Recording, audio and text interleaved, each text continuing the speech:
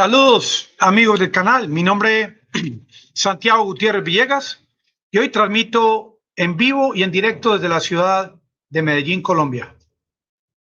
Esta situación por la que está pasando el mundo, lo que está ocurriendo en Ucrania, que día a día estamos desde la distancia analizando, mirando, sopesando realmente hacia dónde va esta confrontación.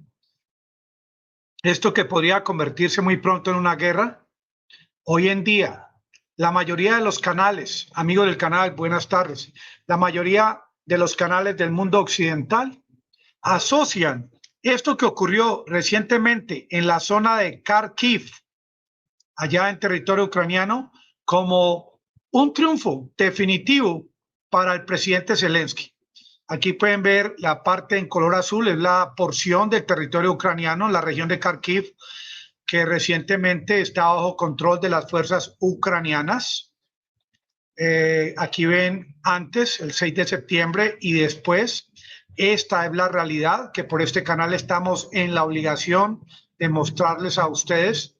La porción morada ya está bajo control, repito, de las Fuerzas Armadas de Ucrania. Sin embargo, si vemos el mapa completo de Ucrania, observamos cómo esta región que está ahora bajo control de Zelensky está relativamente a poca distancia de Rusia.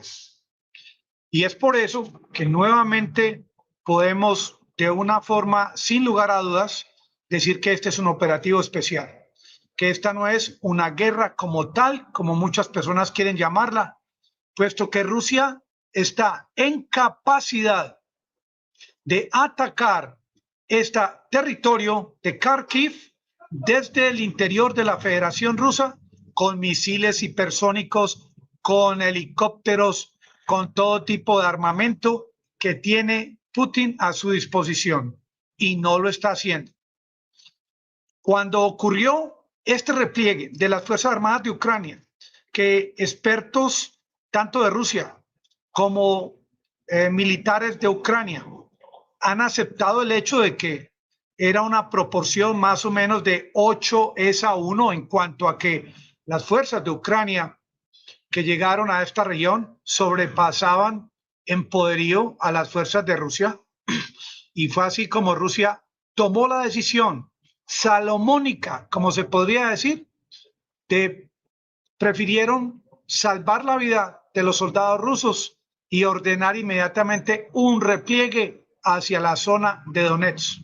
Inmediatamente, como ustedes han visto, los soldados de Ucrania aprovecharon la oportunidad para mostrarle al mundo y mostrarle a los ciudadanos de Ucrania que ellos habían llegado a esta zona, derrotado al enemigo cuerpo a cuerpo, atacado calle por calle a las Fuerzas Armadas de Rusia para luego poder darse el lujo de derribar la bandera de Rusia y colocar la bandera de Ucrania en este territorio. Sobre el particular, no hace mención el presidente Zelensky. Las tropas de su país ingresaron a Kharkiv y cuando ingresaron no encontraron, no se tuvieron que enfrentar a las fuerzas rusas.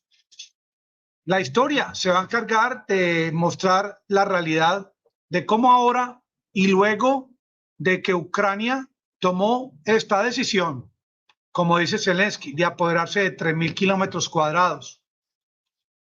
Rusia inició desde el mismo domingo y hoy día lunes ataques contra infraestructura, ataques contra plantas térmicas, plantas eléctricas que tienen a diversos sectores de Ucrania, como pueden ver en pantalla, sin luz, sin electricidad y sin agua. Y Putin no está solo. Putin está ya con los altos mandos militares planeando qué va a hacer al respecto. Porque esta fue una batalla, no el fin de una guerra. Porque a pesar de este operativo de parte de Ucrania, el presidente de la Federación Rusa sigue siendo Vladimir Putin. Porque a pesar de que ya sube el conteo a casi 85 concejales de municipalidades que están solicitando la salida del presidente Putin, del Ejecutivo de la Federación Rusa, él sigue siendo presidente, a pesar de este jalón de orejas del presidente chechenio, este presidente de nombre Ramzan Kadyrov. Él sigue siendo un aliado incondicional de la Federación Rusa. Ya leí un artículo en el que Chechenia tiene planeado enviar un nuevo contingente de sus mejores soldados a intervenir en Ucrania, pero son aquellos puntos más sensibles en el territorio ucraniano los que piensa Putin atacar, a pesar del discurso del día de hoy de Zelensky, que dice que a pesar del hambre, a pesar del frío, a pesar de la desolación de la tierra arrasada, es menos doloroso sentir esto que tener de amigos o de vecinos a los rusos, porque Zelensky se encarga de ese tipo de comentarios, de ese tipo de discursos, porque Zelensky no es claro y conciso en anunciarle a la gente cómo va a solucionar el problema de estos cortes de electricidad y de agua potable. Sobre el particular, él no está diciendo nada al respecto. Tampoco él da avances sobre qué van a hacer sus fuerzas armadas para sostenerse en Kharkiv, porque una cosa es llegar, otra cosa es sostenerse. Y sobre todo que esto está tan reciente que todavía no hay información concisa cómo ha sido el avance de las fuerzas rusas en la zona de Donbass. Lo que sí es muy cierto es que sobre el tema de la planta nuclear de Zaporizhia, ese último reactor lo apagaron, lo desconectaron y lo están enfriando. Y esta planta nuclear de gran importancia brinda una quinta parte de toda la electricidad al territorio de Ucrania. Ahora es que ya lo que estamos viendo es que esta guerra no se va a ganar solamente con misiles o con los HIMARS de los Estados Unidos. Esta guerra no se va a enviar con la posibilidad de que ingresen aviones desde Polonia a territorio ucraniano. Esta guerra se va a ganar, como lo ha demostrado recientemente Putin, con el tema del gas, con el tema de atacar puntos sensibles que afecten al país como tal. Porque en temporada de guerra, Putin tiene que defenderse, así como lo está haciendo Zelensky, recibiendo ayudas del mundo occidental que lo asesoraron para hacer este ataque en Kharkiv. Hoy, por ejemplo, Dmitry Medvedev de Rusia, que trabaja en el Ministerio de Seguridad, emitió un comunicado diciendo que ya se están acercando los países aliados de Ucrania, están cruzando esa línea roja, y esa línea roja no es otra cosa que acercarnos a una posibilidad de una tercera guerra de las grandes, que es algo que obviamente no es lo que se desea. Esta incursión de las fuerzas de Ucrania recientemente en Kharkiv no le garantizan a Zelensky que se está ganando la guerra. Ya viene el invierno. Ahora Borrell salió a anunciarle al mundo que le van a comprar un primer envío desde Mozambique de 175,000 toneladas de gas. Borrell, como de costumbre, es el hombre que habla inglés, francés, español, habla todos los idiomas y es un político que quiere siempre mostrarse como el redentor, pero no habla sobre el tema de negociar directamente con Rusia. Lavrov ha sido el único en las últimas horas que ha emitido comunicados al respecto, hablando de que es mejor negociar ahora que dejar esto para lo último. Esa cercanía tan estratégica de Rusia a Kharkiv a mí me hace pensar de que se podrían estar haciendo planes para ahora que hay tantas fuerzas de Rusia en este sector para atacarlos y las pérdidas de vidas humanas serían bastante grandes. Cuando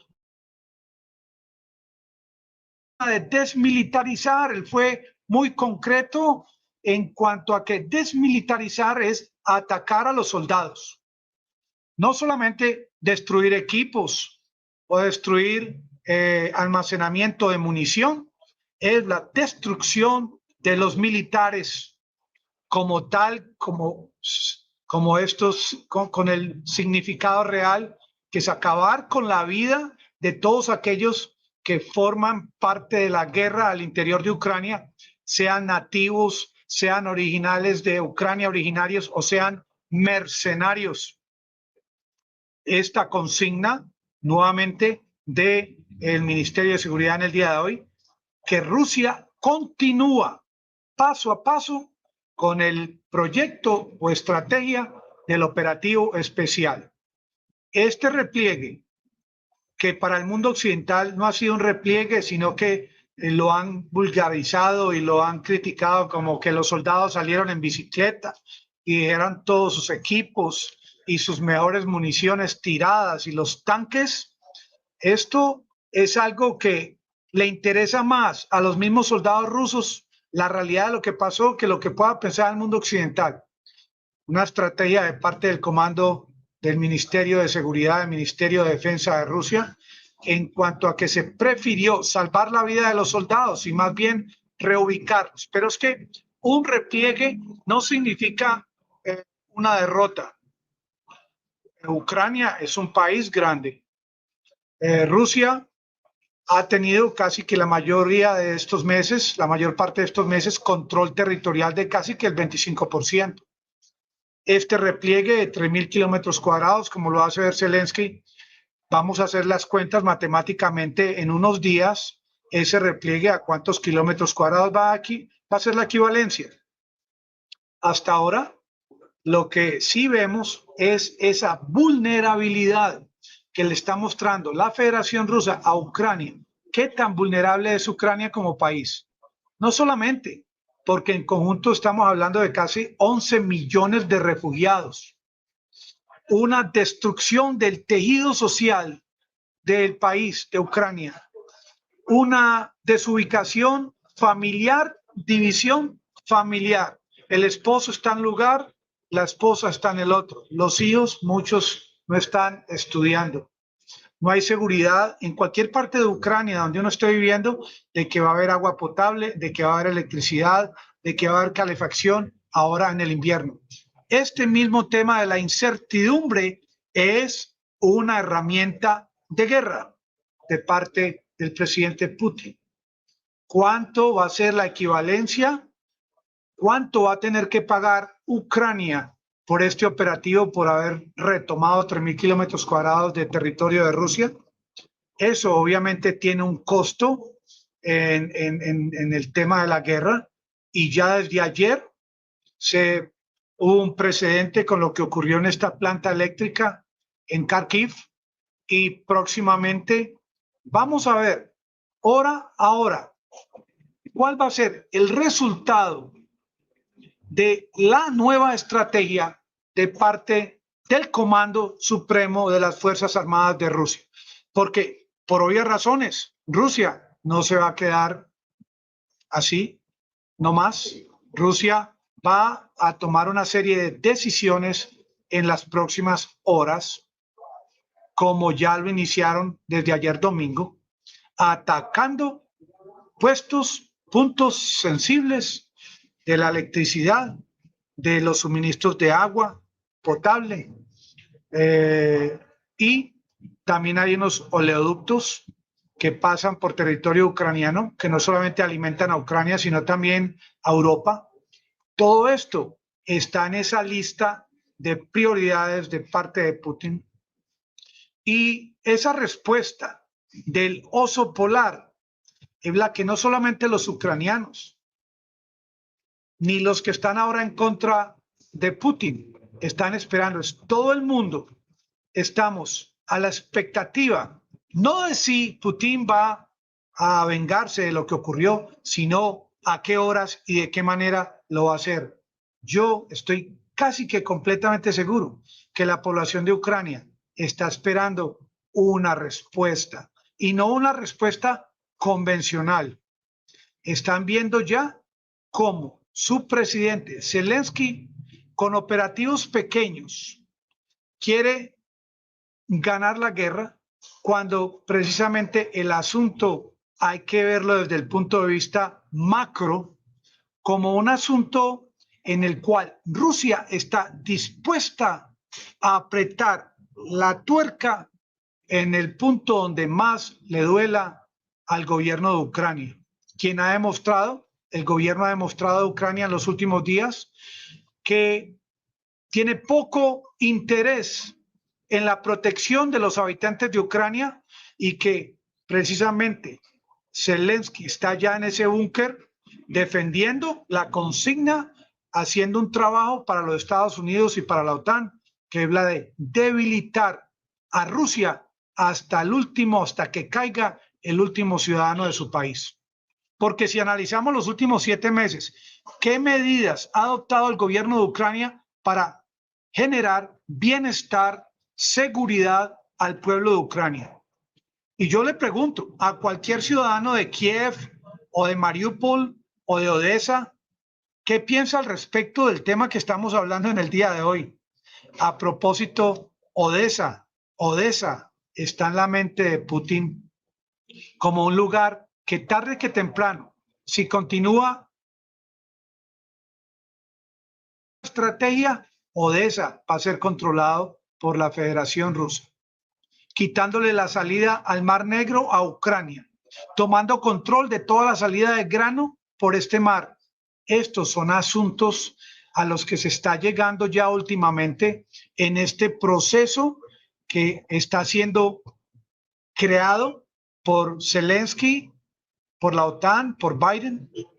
Hay países que están en la mira ya de Rusia, en la OTAN, en Europa, y yo pienso que uno de los primeros países que estaría en la mira del Consejo de Seguridad de la Federación Rusa sería Polonia. Polonia, un país que todo el tiempo ha actuado como un halcón. Otro país podría ser Alemania, Polonia.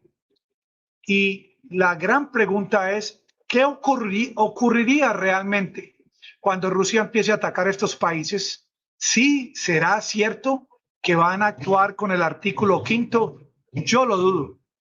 Yo lo dudo por mucho de que esta amenaza ha estado desde el comienzo de la guerra y no es que la OTAN o Estados Unidos le esté midiendo el aceite a Putin, que lo esté tanteando. Yo lo veo como algo a la inversa, que es la federación la que está tanteando el terreno, al ver ya que muy posiblemente podría Estados Unidos dar su brazo a torcer y empezar a enviar munición de largo alcance. A mí se me hace que la presión es tan grande sobre el secretario de Defensa Lloyd Austin en los Estados Unidos para que envíe esta munición, que tarde que temprano lo van a hacer en vista de que tanto envío de dinero, como hoy, por ejemplo, propone los Estados Unidos enviar 13.800 millones de dólares en ayuda a Ucrania. Y es que parece que Estados Unidos tiene dinero hasta el infinito y nada le llena el estómago a Zelensky, que manden y manden y manden, y cada día muere más gente y cada día mueren más soldados de sus tropas, porque en este operativo en Kharkiv, Zelensky no ha emitido comunicados de cuánto ha sido realmente la cantidad de muertes, de pérdidas también en equipos, en munición. Simplemente están muy felices con el dato de los 3.000 kilómetros cuadrados.